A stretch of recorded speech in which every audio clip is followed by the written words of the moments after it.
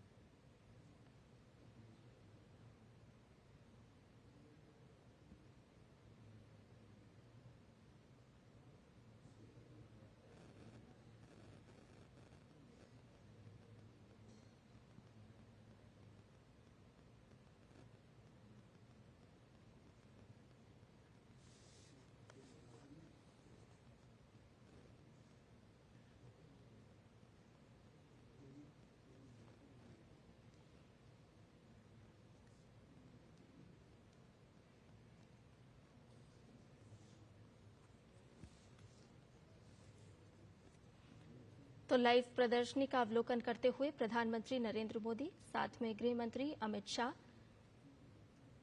और चंडीगढ़ के वरिष्ठ पुलिस अधिकारी, जो कि बता रहे हैं कि किस तरह से पीसीआर वैन काम करती है, किस तरह से पुलिस थानों में काम किया जाता है। एक संपूर्ण प्रदर्शनी लगाई गई है जो बताती है कि किस तरह से क्रिमिनल जस्टिस रिफॉर्म्स को लेकर के काम किए जा रहे हैं, कितनी सहूलियत हुई है ये नए 3 कानून के इम्प्लीमेंट करने के बाद, और किस तरह से 1947 में जब भारत आजाद हुआ, स्वतंत्रता का सवेरा तो हुआ, लेकिन देश की मांग थी आधुनिकता की ओर जाने की, और ऐसे में बहुत जरूरी हो जाता है कि किन कानूनों को जो अब नहीं उपयोग में लाए जाते हैं, उन्हें हटाया जाए और उनकी जगह पर दूसरे कानूनों को लाया जाए। और ये उसी तरह की एक प्रदर्शनी। हमारे साथ हमारे संवाददाता सुधाकर दास जुड़े हुए हैं, आइए ताजा जानकारी उनसे भी ले लेते हैं। सुधाकर, आपसे जानना चाहेंगे, आज चंडीगढ़ के दौरे पर हैं प्रधानमंत्री नरेंद्र मोदी। हम देख रहे हैं प्रधानमंत्री ने प्रदर्शनी का अवलोकन भी किया है। बेहद ही खास और महत्वपूर्ण दिन आज चंडीगढ़ के लिए।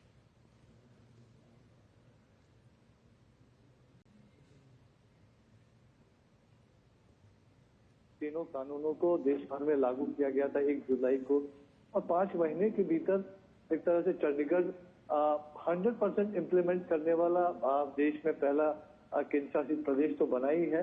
लेकिन पूरे देश में ये जिस सुविधाजनक तरीके से, सरल तरीके से लागू हो रहा है, और जिसके जरिए क्रिमिनल जस्टिस सिस्टम में बहुत बड़ा बदलाव आज देखने को मिल रहा है।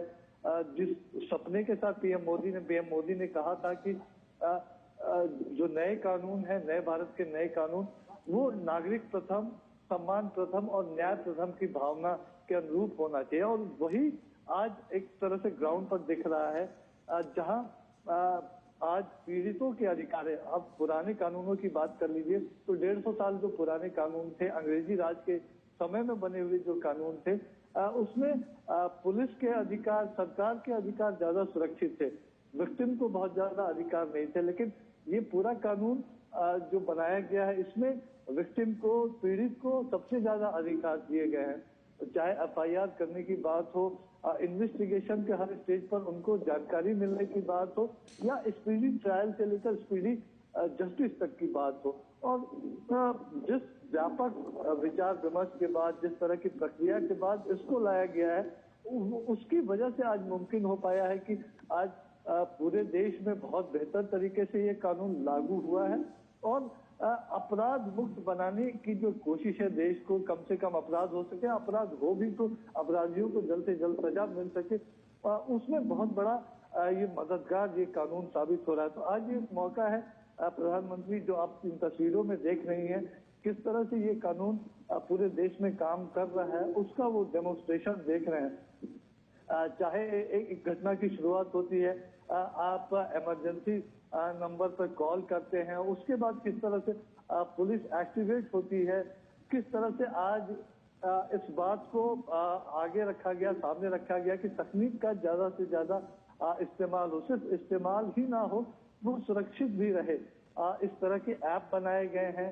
अगर गंभीर अपराधों की बात हो, गंभीर अपराधों में वीडियोग्राफी या सीजर जो होते हैं, वो सीधे ऐप में भेजे जा सके, एक तरह से उसकी बात। और जो तमाम पहलू है, जो इंटरऑपरेबिलिटी है इसकी, पुलिस, न्यायपालिका, विक्टिम हो, फॉरेंसिक लेबोरेटरी हो, इन तमाम लोगों के बीच वो तमाम चीजें यहाँ पे दर्शाई गई हैं। और हम देख रहे हैं कि प्रधानमंत्री मोदी भी बहुत ही गंभीरता से इन तमाम चीजों को देख रहे हैं, और ये उनका ही सपना था कि औपनिवेशिक काल के जो चिन्ह हैं वो खत्म होने चाहिए। खास तौर से आपको याद होगा कि पहले जो 2 टर्म पीएम मोदी के रहे थे, उसमें उन्होंने 1,500 से भी ज्यादा जो पुराने कानून है, जो ऑब्सोलीट कानून थे, जिनकी आज के समय में आवश्यकता नहीं थी, उसको उन्होंने खत्म करने